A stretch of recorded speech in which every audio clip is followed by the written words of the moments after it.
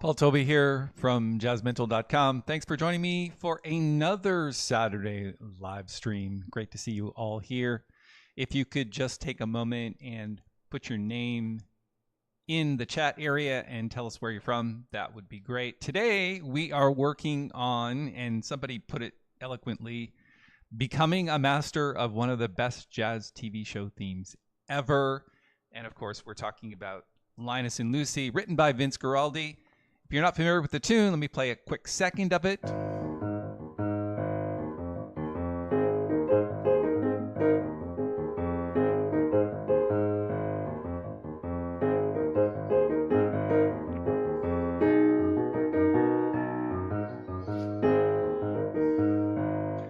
And that's what we're going to be working on. Now, I do have another full tutorial on this channel. I'm not sure if you've checked that out yet, but you can basically go to the Jazz Mental channel and search for Linus and Lucy tutorial or something like that, and you'll probably find it. I'm not going to spend a ton of time talking about the syncopation, but I am going to go through it briefly.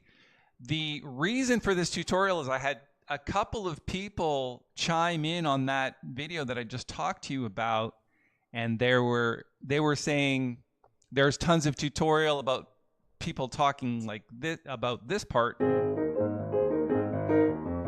but not a lot of people talking about the bridge sections, which is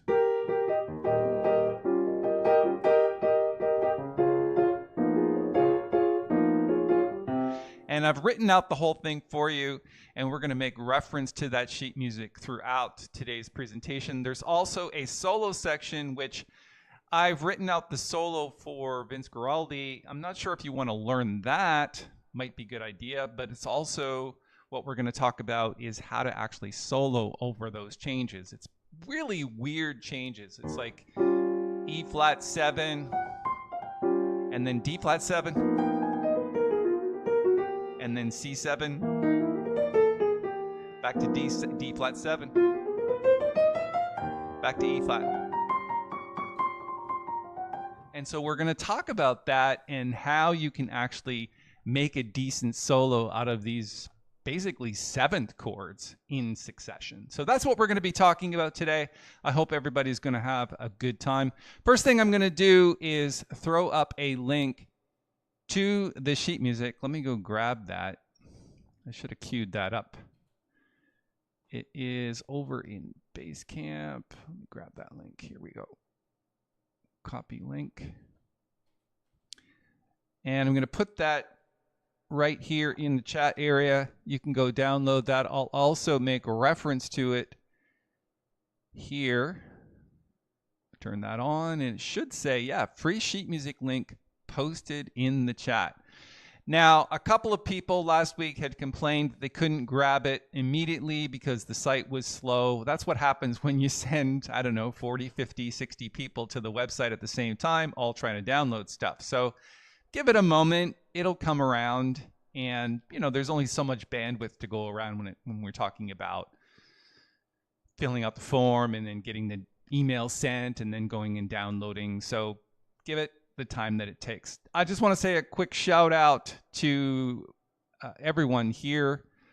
Claudio, Keith, Joe, Peter, Mr. Smith, nice to see you. Jonathan, Curry, hey Curry from around the corner, nice, good to see you. And if you're not familiar with this whole Vince Guaraldi album, it's probably one of the greatest selling jazz albums of all time. Was written, of course, for the theme and the entire show called A Charlie Brown Christmas. Now, I totally get that it may be cliche to play this tune, but I think the interesting thing about it is that it's difficult to play. There's no sugarcoating it. It's probably going to take a little bit of practice on your part, but I have some insights into it that's going to make it a little bit easier. So what I'm going to do now is just kind of play through the tune once. I'll shorten the solo sections a little bit, and we will go from there.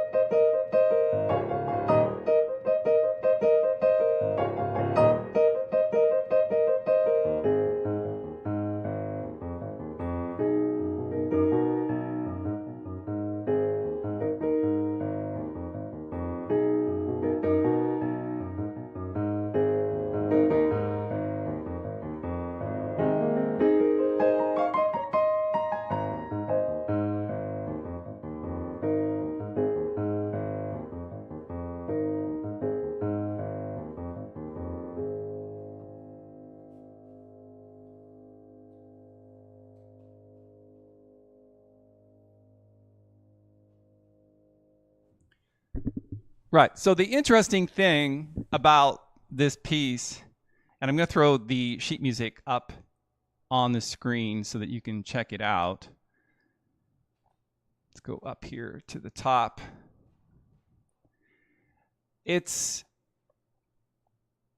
When I was getting ready for today's live stream, I actually looked at the sheet music because I haven't really seen it for a long time. And to be completely honest with you, it's like when I slow it down and I try to think about how I'm going to teach it to you, I have a hard time with it. It's like when I forget about it and I just play, it kind of syncopates itself. But in the initial stages when you're learning this tune, it's a good idea to kind of go through the sheet music and see where things line up. And I think that's really the most important part about learning this type of rhythm, because if you just play this line and you try to fit this line to it by playing this line by itself, it doesn't really work, because you can't think of both at the same time. So what you have to do is you have to line things up like this. You know what I mean? Like it switches back and forth between the right hand and the left hand, and we're going to talk about that and how that lines up. So let's go and do that now. I want to be able to write on the screen, so let me grab this full screen snip, and hopefully, here we are. Okay, so where we're talking about is we're going to start here, right here, right here.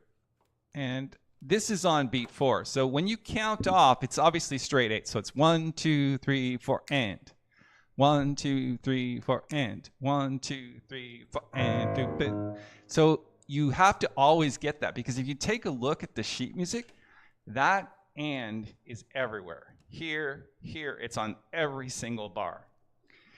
And that's where the syncopation comes in. It does not start on 1. It doesn't go like this.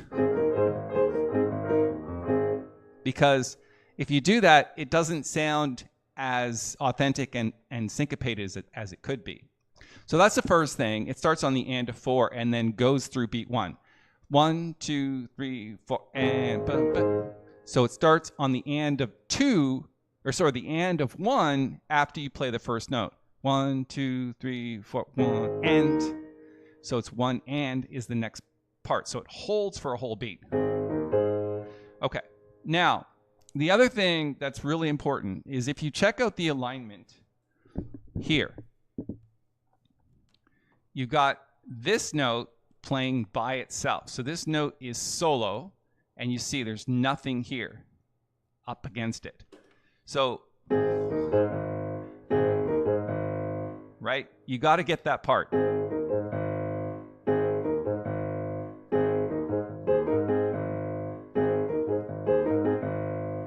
And so what happens is then the left hand and the right hand play together on this note, and then this, the right hand plays by itself. To me, this part right here is the hardest of the entire thing. Because typically what happens is the right hand's going to want to do this. It's going to want to play with the left hand. So the right hand comes down and the left hand goes up. And they want to play together like this. But it's not like that. It's, you've already got the left hand playing the root by itself, and then the right hand plays by itself. So left hand, right hand left, right hand left, right hand alone, left hand alone. And that's what makes it really difficult. I hear all kinds of people struggle with that. Hardly anybody plays that authentically. And I think even Vince Guaraldi, when I was listening to the recording, he actually struggled with it himself and didn't always play that left-hand bass line in the way that it's written. So, 1, 2, 3, 4, and 1, 2, 3. 1, 2, 3, 4.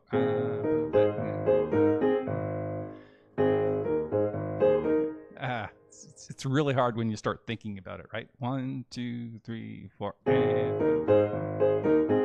No.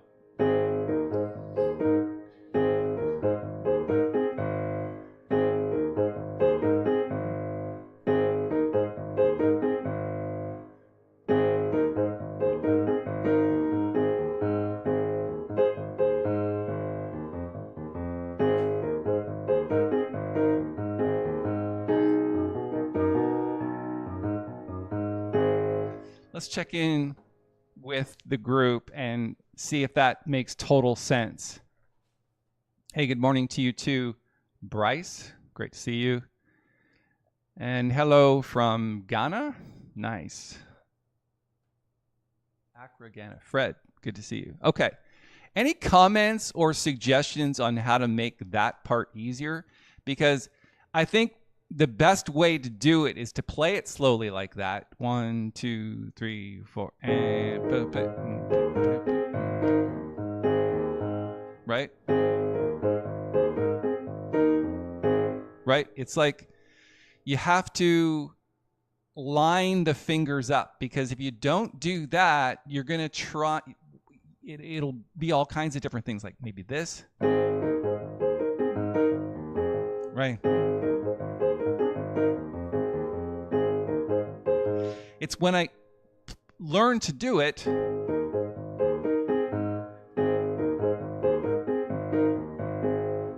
when I learn to do it slowly and eventually pick up speed, that's when it gets a little bit easier.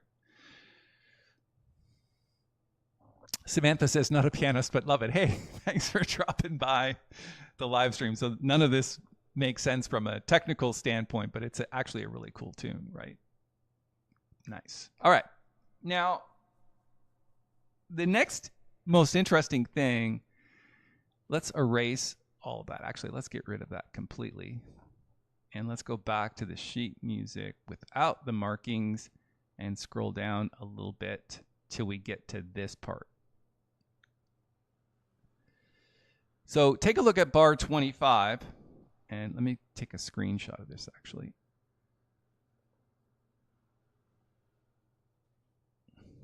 Back to here.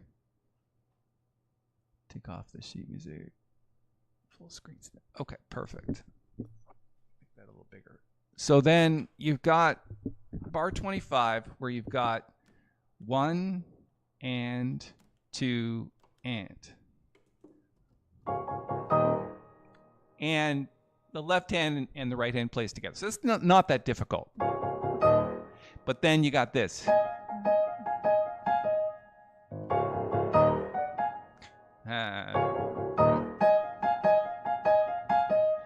So if you actually count that, this starts on the and of beat 3. So this is 3 and 4 and. 1, 2, 1, 2, 3 and. 1, 2, 3 and. 1, 2, 3 and. 1, 2, 3 and. And that's really important. A lot of people try to start that on the beat and it doesn't work very well. So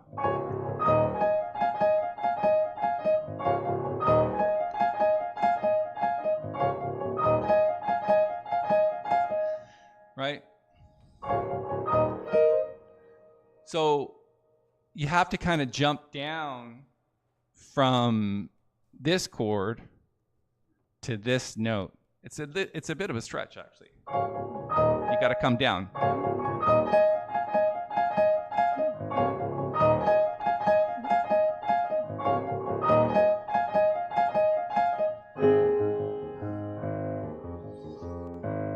Okay?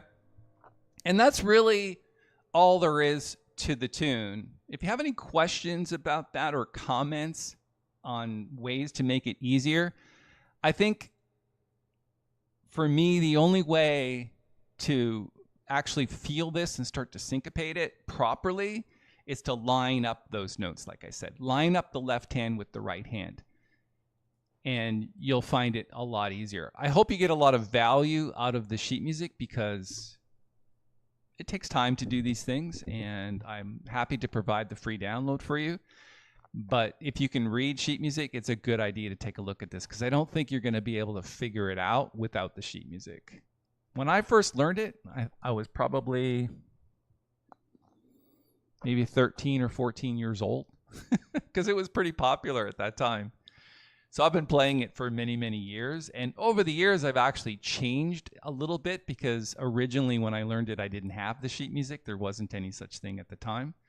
So then I learned it from listening to the recording. And then when the sheet music came along, it was like, okay, there's some changes to make. And it's the alignment of those voices, right hand, left hand, that makes the biggest difference. All right. Again, questions, put them in the chat area. It's great to see everybody here today. And if you haven't checked in with us, please give us your name and tell us where you're from.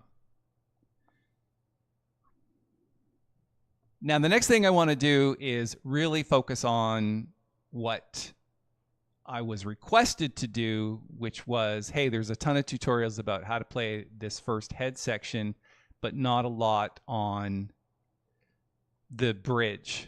So I want to talk about that. So let's throw up, first of all, the sheet music.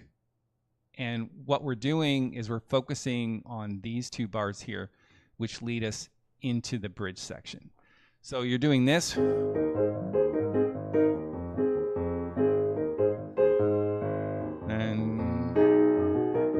think of it like bar 45.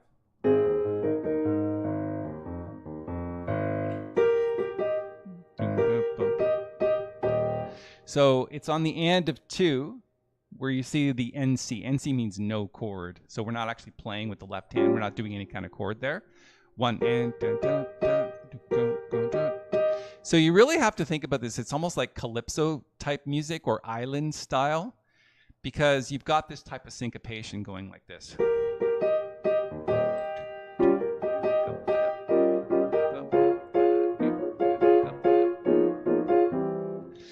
I wouldn't worry too much about the left hand. I mean, this is what he plays, but I don't necessarily think that's great for solo piano because, of course, he's playing with the bass and drums. And so if you're going to play it solo piano, you're going to have to fill out the left hand a little bit more than that. So let's not even concern ourselves with that right now. Let's just concern ourselves with the right hand. 1 and dun, dun, dun, and 3, 4. 2, 2. That's a really typical sort of calypso rhythm.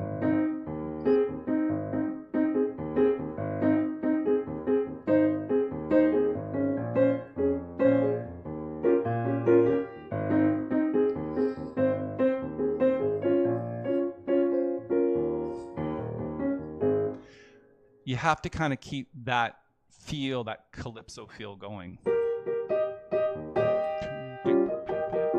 1, 2, 3, go do do.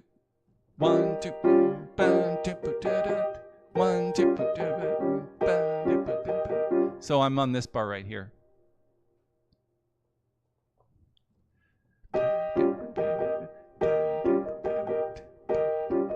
So from the beginning.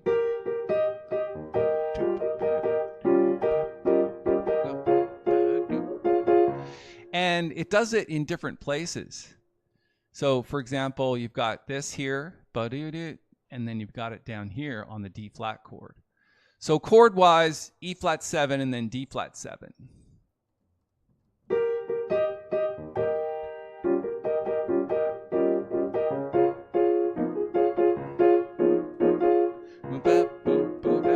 This is a really neat one here, right there. Do 1 and da, da, da, da, ba, ba, da. It's a good idea to clap these rhythms, right? So from bar 49, 1 da, ba, ba, da, da, da, da, da, ba, ba, ba, da, do, ga, ba, ba, da. It's like you got to catch this and so it does it here, right, on bar 49, and then again on bar 51 where it's playing on the and of the beat. So 1, 2, 3, 4 from bar 49. 1, 2, 3, 4. 1, 2, 3.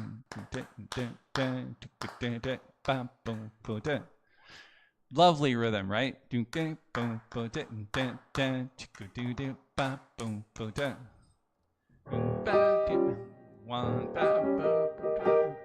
Let's go from the beginning here.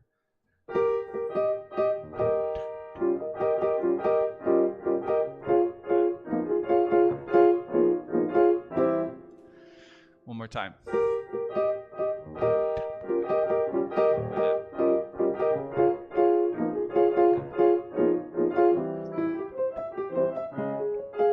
And then you have these lines from C7.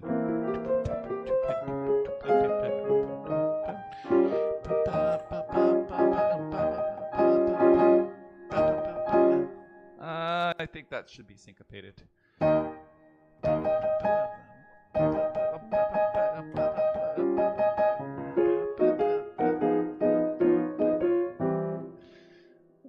It's interesting, right? It goes from it goes from syncopated here to non-syncopated in this bar, right? Da, da, da, da, da, da, da, da, da, da, da. It's interesting, right? Like he switches back and forth from syncopation. If you don't know what syncopation means, it just basically means the accents are in different places in the bar other than 1, 2, 3, and 4. It's on the ands of the beat. So C7 at the top of the page.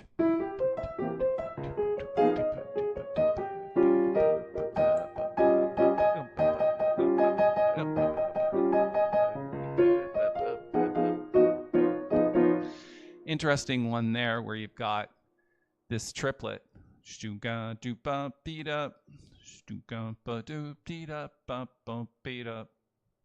Right? And then more lines on C7.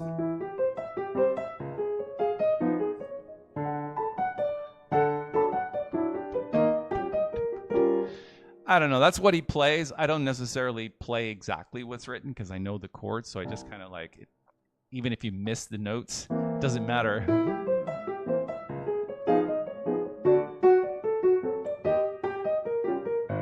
That's kind of the way that I play it. The way that it's written is more like this, C7.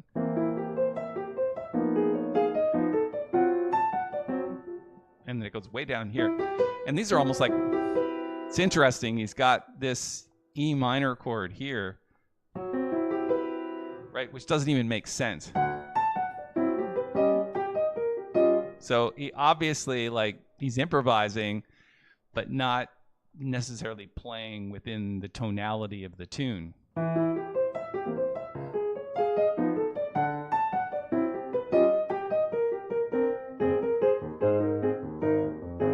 Right, and then it gets back into that rhythm there. Let's check in and see if in the chat area. Jerry, you're welcome for the download. My pleasure. Not a lot of questions coming today. I usually thrive on questions. So if you think you're like going to be asking a dumb one, there are no dumb questions, especially when it comes to a tune like this, because I can tell you, you have to be an accomplished musician to play this tune. It might sound fun, but the syncopation, the way that things line up, the way you're reading the tune, and these syncopations, especially in this bridge section, it's not an easy thing to do. So let's do it one more time. I'm going to zoom out a little bit so I can see the whole thing here. Let's start from the no chord.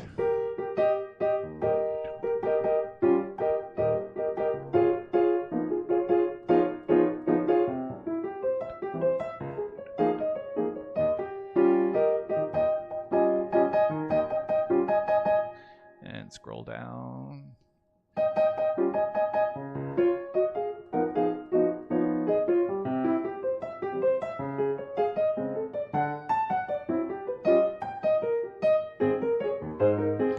Interesting, this one is the only one in the entire piece that doesn't start on the and of 4. So when he's coming out of the bridge, it goes. And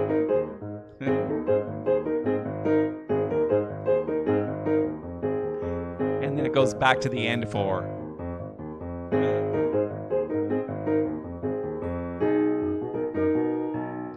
Okay, that's really fun. Okay. I think that pretty much covers how to do this. Obviously, there's some practice involved, and I highly encourage you to do it. I think one of the things that this will really help you with, if I were to really share how I feel about the tune, is it's going to help you tremendously with rhythm and syncopation. Because if you learn to play something this complicated and you get it together and it starts to sound really good and it grooves, you know what I mean? You know what I mean by groove, right? Not forced, like, you know what I mean? Like, it's still syncopated, but it has to flow, right?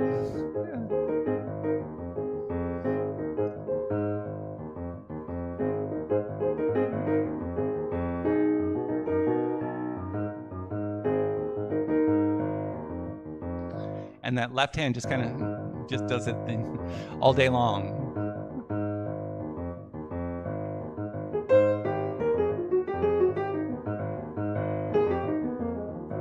You know, it's like you should be able to like solo over top of that. But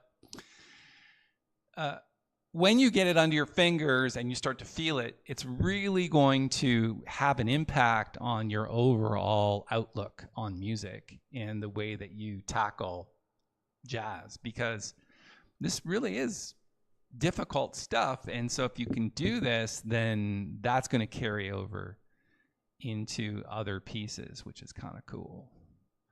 So it's all written out for you. Again, I wouldn't worry too much about the left hand. I don't play what's written in the left hand. Typically what I do is I'll plunk down and then I'll play a chord here. So this is like an E flat 7 chord with a 9th there and 13th here. So root,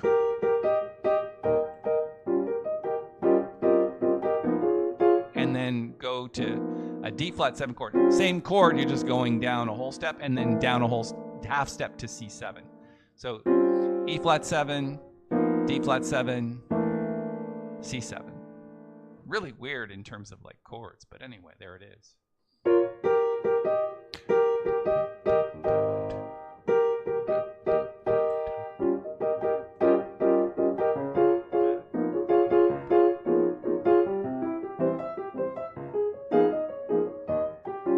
Okay, so kind of like just playing roots and then chords.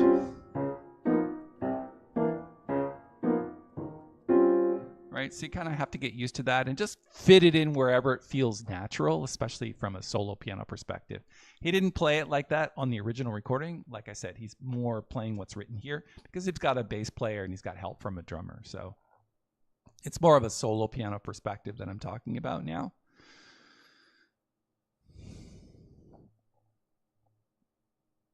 Ron says, how would you recommend an intermediate player tackle this tune?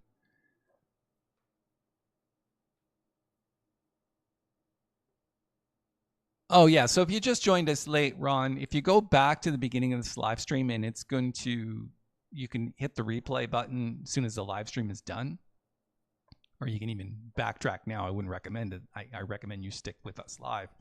But if you go back to the beginning, I talked specifically about how to line up it, how to line things up note for note. So for example, you know, when you're playing notes together, right? And then you separate left hand alone, right hand, left hand, left hand, and then right hand alone, and then left hand alone.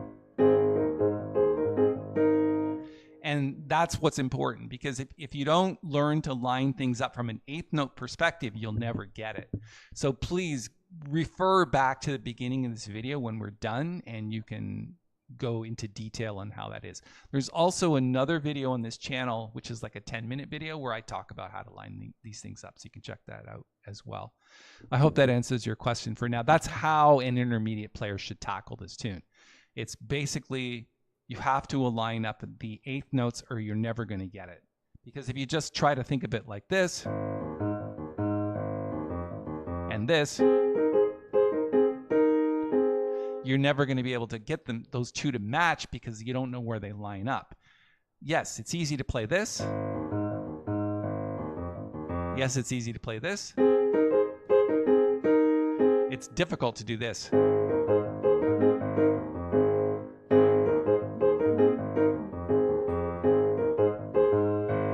It's really about lining up the notes slowly. Or even slower.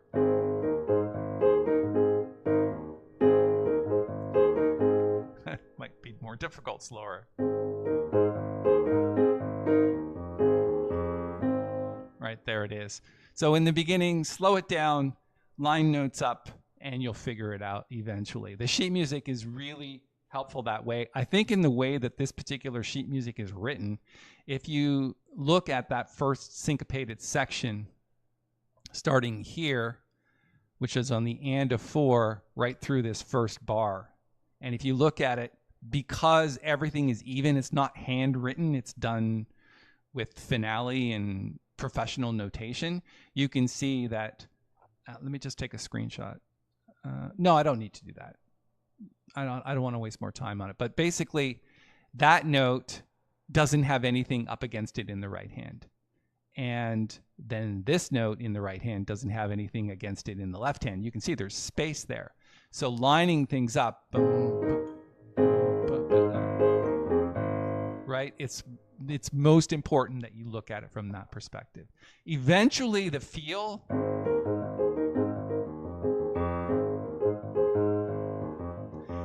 you'll float along effortlessly. That's to come. But in the beginning, you have to learn to line things up. Otherwise, that floating feel.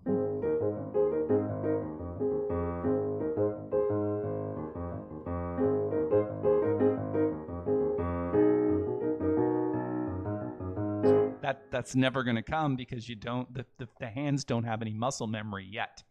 So you have to work things over, create some muscle memory, and then eventually the rhythm will seep into your soul and your consciousness. Let's jump down now to this, because this is where the soloing comes in. Now, he's jumping from straight eights, and I should have notated this, but where it says no chord here, this is swing from this point on. So swing means obviously, like if you were to swing a left-hand bass.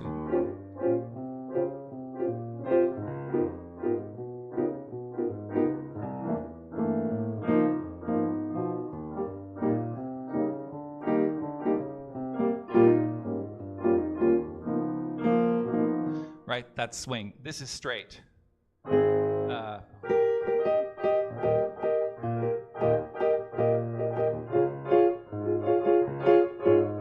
That's straight eights. This is swing eights.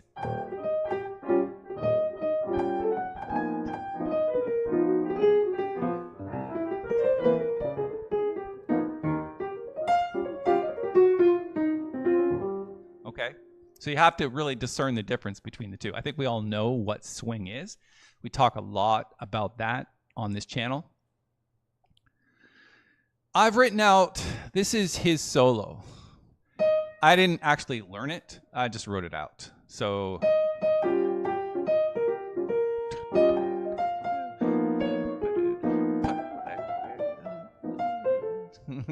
and so I should probably learn it. I think there's value in learning that solo. I'm not going to go through it because there's a lot to learn there, and I haven't practiced it, and it wouldn't be, I mean, I know what it means and I know where this stuff comes from, like this. Right? I know where these ideas come from, but I don't want to take up a lot of time talking about and analyzing this solo because I don't want you to play this solo. Learn it because I think it's worth learning to see the perspective that he's coming from, but what I would prefer is that you play your own solo, and that's what we're going to do. So first of all, you have to, when you're playing solos, we all know that you're talking about chord changes. So the chord changes here are E flat 7, D flat 7, and C7. And then eventually, so let's count through it. So basically, I think this is the best way to do this. So you got 1, 2, 3, 4, 2, 2, 3, 4 on E flat, and then 3, 2, 3, 4, 4, 2, 3, 4 on D flat, and then 5, 2, 3, 4, 6, 2, 3, 4, 7, 2, 3, 4, 8, 2, 3, 4, and then back to E flat.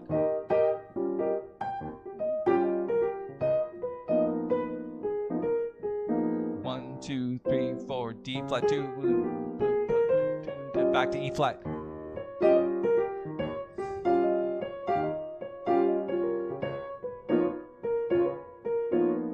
C for D for 1 bar, D flat for 1 bar, and then E flat for 2 bars.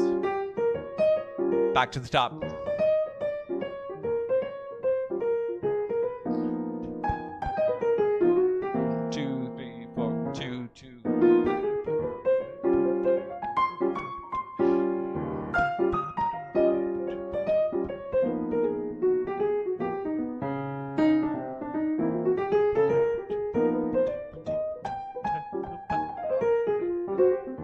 Right? And that's really the best way to approach this. Just think of it like an 8-bar tune, and that's really what it is. It's 8 bars. So what do you do with an E flat 7 and a D flat 7 and a C7 chord? So obviously this is for the more advanced improvisers, which is more or less who we cater to on this channel. We don't do a lot of beginner jazz kind of stuff. We kind of dive into things and try to make some real professional sounds.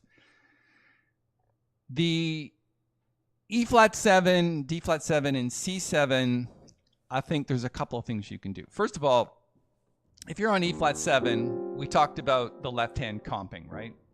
Got this, got the D flat, and the C7. These are all the same chord, just over a different root. Right? So keep that going. I mean, I don't think there's a lot you can do, right? With the E flat 7 chord, you can like play that or this, and you can do sidestepping, all kinds of things, but keep it simple in the beginning, because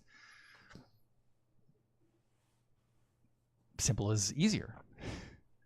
Then in the right hand, the first thing you want to think about is what is the key of the moment. So if you've got an E flat 7, that's obviously a dominant 7th of something. So if you were to resolve the E flat 7, you would resolve it to 1, which is actually the key of the tune, which is A flat. So E flat 7 to A flat. Okay. And then D flat 7 is 5 of G flat, and then C7 is 5 of F. Okay?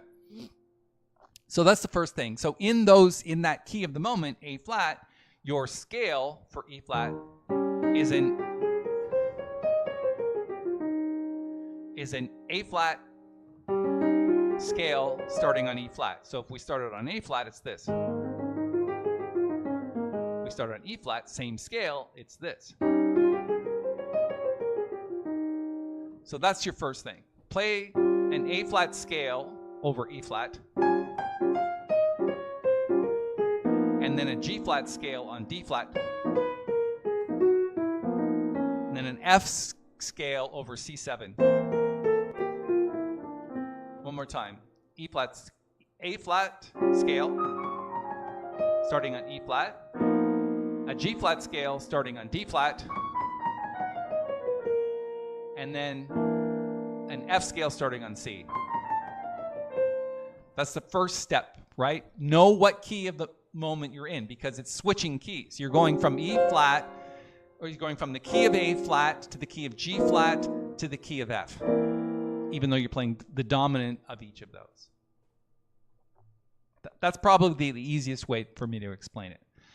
And when you think that way, then an E flat 7, it just simply becomes an A flat scale, and you can go up and down the A flat scale. Go up a G flat scale, up an F scale. Right. I kind of hear Nancy coming. I'm not sure what I'm missing. Hopefully I'm not missing anything. Right. So that's the easiest thing to do. Think about when you're on a dominant 7th chord, what is the current key of the moment? The next thing you want to think about is passing notes.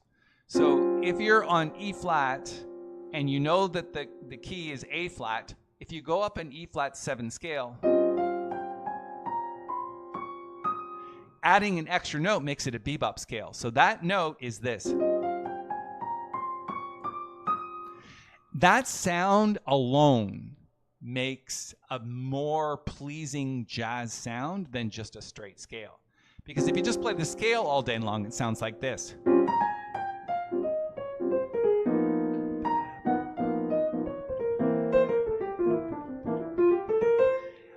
Versus the bebop scale, which sounds like this.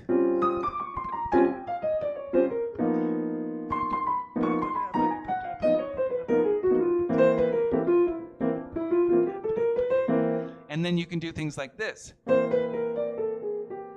which is really a bebop line, right? Bebop. So you can do that. E flat 7, bebop, bebop, right? So that's where bebop starts to make its way into your soloing by using the passing notes from the bebop scale. In this particular case, the passing note is a natural 7.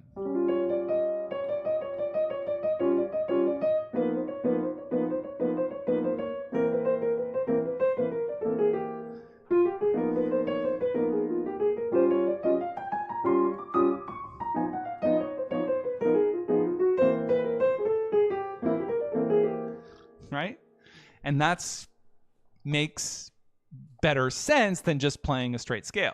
So you start with the scale of the key of the moment, then you use a bebop scale, which adds a passing note, giving you 8 notes to the scale instead of 7. The next step is to know how to play jazz licks within the context of those particular chords. So E flat 7, if we just play the scale, it's this. Then you've got licks on top of that, which might be something like this.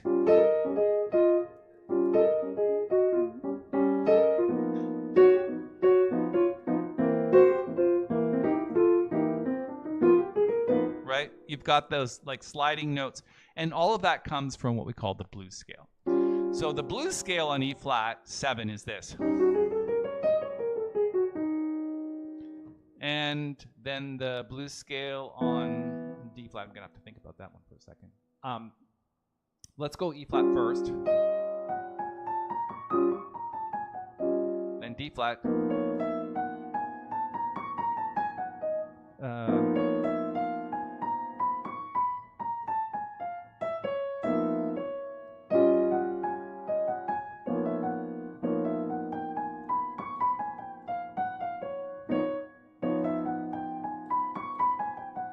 There's the D flat blues scale. It's funny, I don't play that very often, and I have to think about it. I mean, you know. So you got flat 3, 4,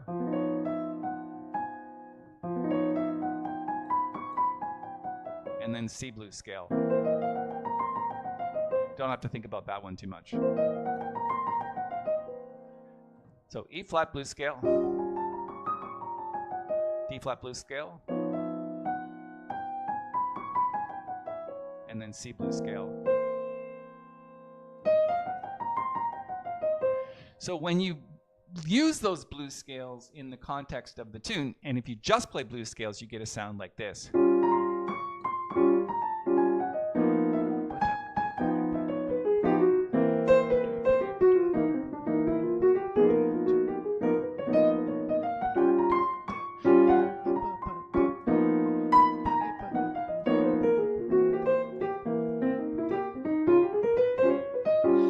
Right? That's the sound you're really looking for, because that was a combination of like blues scales, passing notes, and whatever the key of the moment is. Now, all of that tossed in together, then you create what's called lines. And lines are the most important part to get to once you've got all of that harmony and bebop scale and all that kind of like flowing properly. Then you create lines. So lines are using those elements to create a phrase or a saying like this. Next phrase.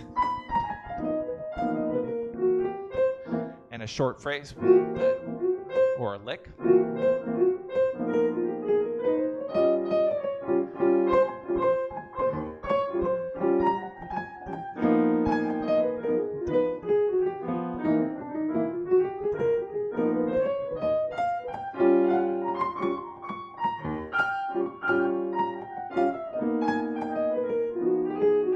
Right, so as you change chords, you're changing almost phrases, and then it becomes trickier to make a phrase that flows over both of those. So what you could do is you could start like this, and then start your phrase here. So it flows over the bar, and that's what makes jazz so much more fun, when you can you feel the harmony flowing in the background, but you can play over top of that by moving from one chord to the other within those chords changing. So it's not just phrase, new phrase when you change the chord. New phrase. New phrase. Right? You're not changing phrases when the chord changes, you're changing over when the chord changes, like this. So I started it before the next chord came.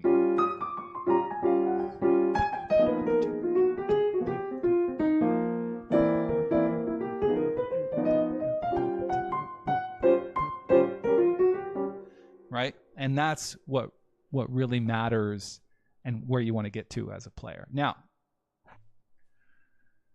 that's a lot.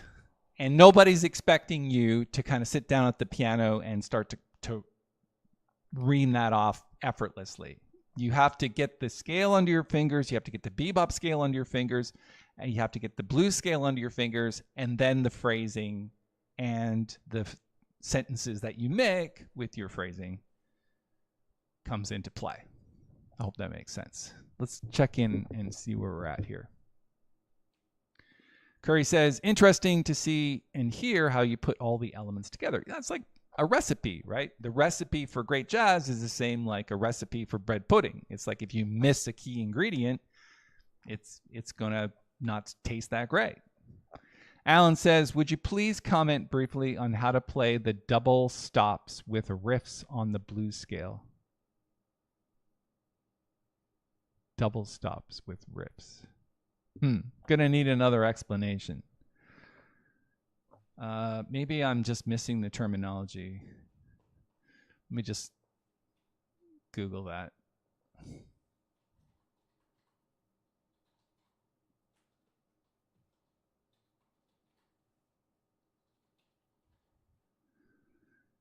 Guitar double stops, also known as a dive, when two notes are played at the same time. Okay, so that's new to me.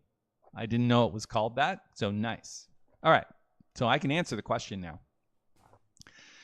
So when I play two notes at the same time, it's rarely just two notes. So for example, if I'm on E flat 7 and I'm playing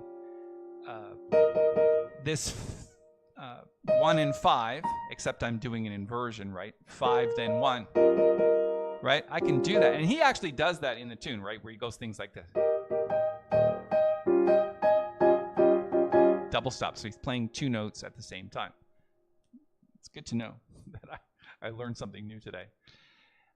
When I do it, what I typically do is I'm thinking jazz riffs where you've got things like this.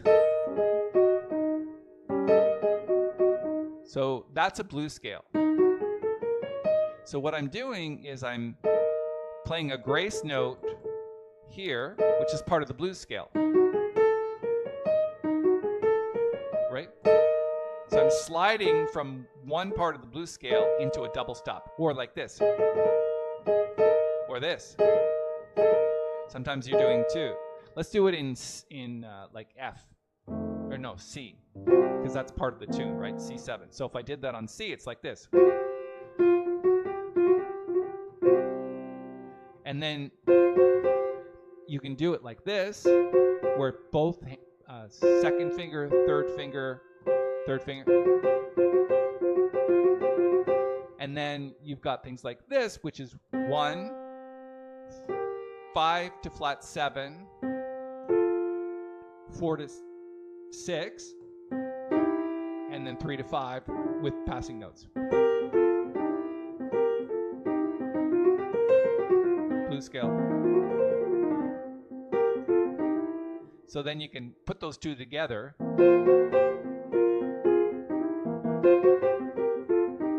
Or like this.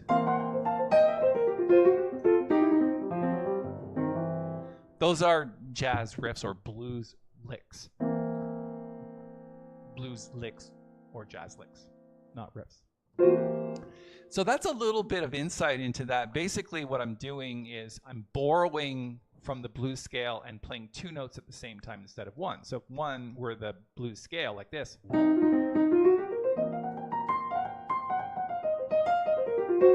And then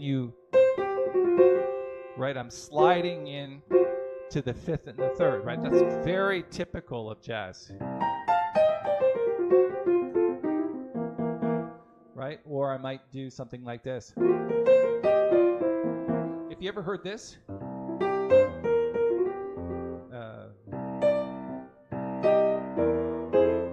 me do that one.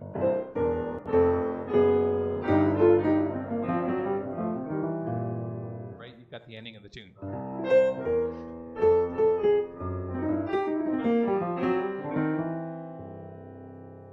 Or you could do this.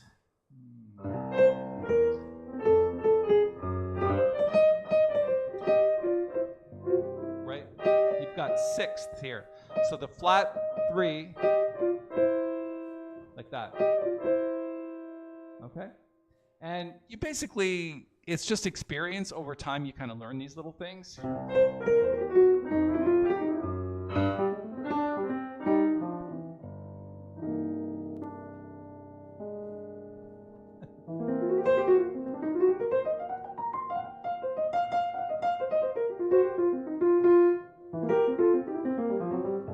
Right? And eventually your hand just kind of does those things, right? I don't even think about that when finishing a tune. For example, if we were playing a blues in the key of C,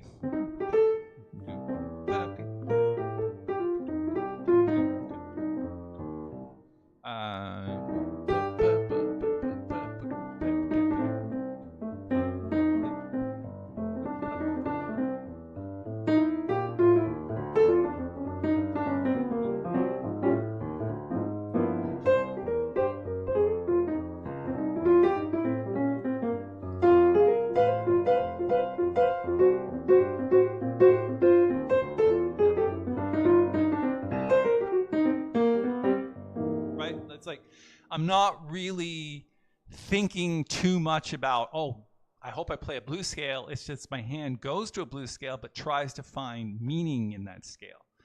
So that's a little bit of just a philosophy on soloing. My fingers are not thinking, oh, gee, I hope I can play this lick. It just does because I've played it 1,000 times. Or 10,000, as it were. Let's check back in. Hope that answers that question on double stops. So Alan says, as a follow-up, he says, so as a sort of rule, you are playing the top note a fourth above the actual blues note. Yeah. Well, actually, I'm playing the root. Right? Think about the root, right?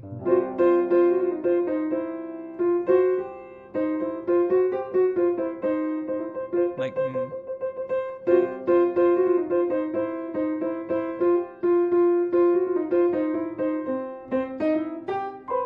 right?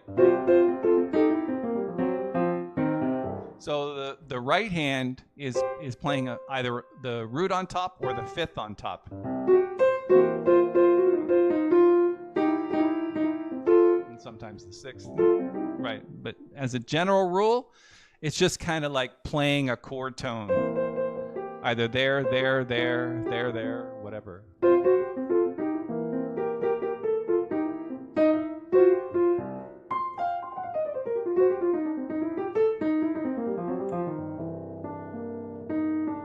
Right? Okay. Brian says, something I found particularly helpful was to play along while listening to the original recording with Vince playing. Yeah, that's sure. It's a good idea.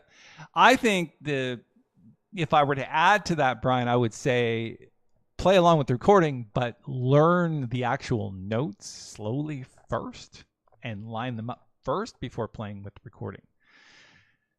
If you try to just play along with the recording with no context of how the right hand and left hand fits together, it's probably not going to work out that well. You might hear and think you're feeling it, but then when you shut the recording off, you're on your own. So if I were playing along with the recording, right,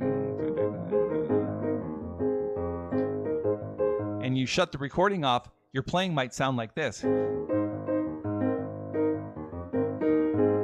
You know, because you have no context of where things fit together. And you're playing along with the recording, and you may think you're doing it properly, which is the feel, but you haven't got the notes right. So work the notes over first before you play along with the recording, because I think it'll make it a lot easier to do that. That's just my feeling on it. But yeah, thanks for the comment. I think it's very helpful to play along, especially when you've got bass and drums to help you out, for sure. And I also hope that everybody gets real good value out of the sheet music. I'm not going to talk anything more about it. It's complete as Vince Guaraldi played it. It's transcribed pretty well. And so if you haven't downloaded it, go back in the chat a little bit, scroll up the chat and find the download link. I could probably post it one more time before we're done so that if you're just joining us, you can grab it.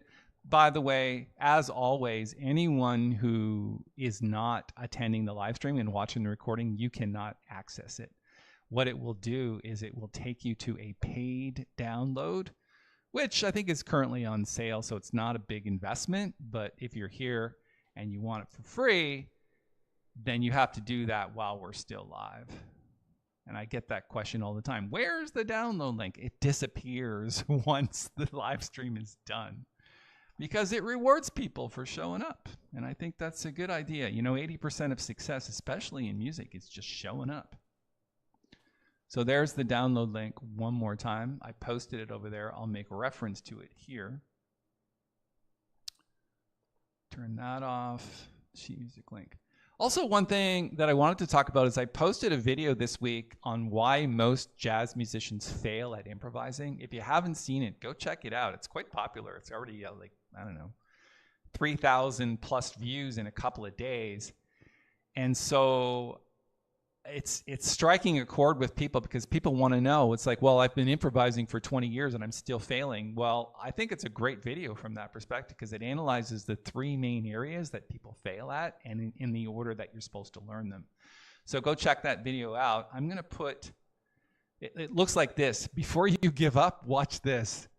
And so it's the most recent video in the Jazz Mental channel. So if you haven't seen it and you got time today, go check it out because I spend a lot of time thinking about that and the three main areas that musicians fail at. So check it out. All right. The other thing that I wanted to do is give you an introduction to another piece by Vince Guaraldi because, you know, we've been working on this piece all day. If you want to hear the full version of it, I played it earlier in the video. So I'm not going to play it again because I think all I can really do is just, you know, build up the solo and stuff like that. And I could do that. But what I also want to do is I want to talk about the other great original composition on that Charlie Brown Christmas special, which is called Christmas Time Is Here. So I'm going to play a little bit of that because I just think it's a great tune. I want you to really hear, because when people play this tune, they tend to not play the chord voicings correctly, so it's not as sort of biting dissonant as it could be. And so I really want you to open your ears, just sit back, relax, and listen to a couple of these voicings. It's really cool.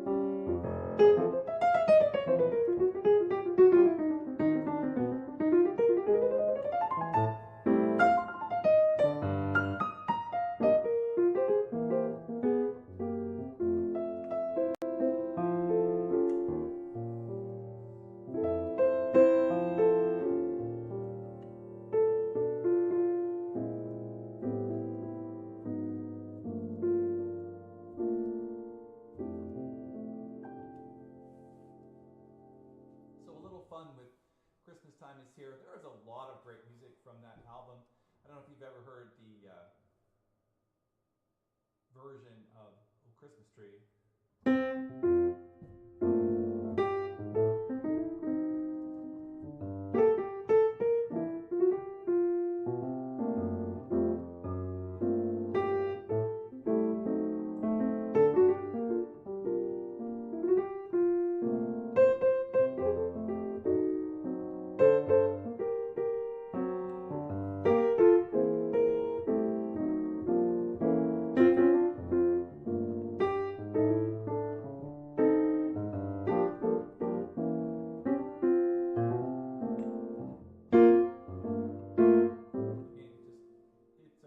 Swinging tune. It had quite an impact on jazz in general because I think people just really related to not just the music but the show itself and how the music really helped the show become pretty much a Christmas classic, and they still obviously play it today. Put my vocal mic on. Unfortunately. Yeah, so I should have turned my mic back on after that last play. I apologize for that. Hopefully you didn't miss too much of it. You can still hear it from the other mics, but essentially now it's louder. So thank you, Nancy, for that. I think, like I said, the tunes from that show and the whole arrangements, just Jazz Trio by Vince Guaraldi, is just really effective.